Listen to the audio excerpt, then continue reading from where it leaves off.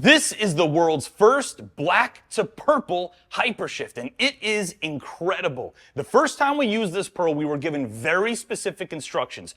Only 5 grams per gallon and just a couple coats, and that's how you secure that black to purple shift effect. And we were told if you overload this pearl, whether it's too much pearl per gallon or too many coats, it starts going haywire. You lose the black to purple shift and all sorts of other colors come into play. So the first car, we stuck right to the script and it worked perfectly. But we couldn't help but wonder, what happens if you embrace the chaos? Purposely overload the pearl, what will it look like then? Thoughts? I have no idea. Me neither. But of course, we have to try it. So we're not going to do 5 grams per gallon.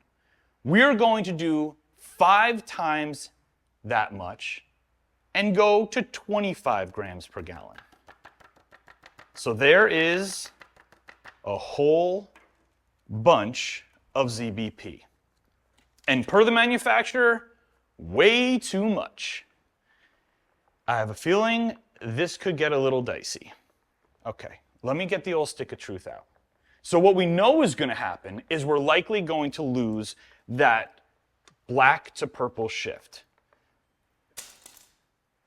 Wow, the coverage of this is going to be instant.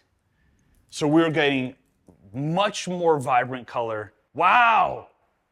Okay, when we were at 5 grams per gallon, I remember that video. You could barely even see the effect on the black stick. Now you're getting these vibrant, beautiful blues, purples into this. Look at this. Bang, bang. This is going to be nuts. Spraying it over the Mustang, over a black base. I don't want to talk anymore. I want to spray it. Let's go.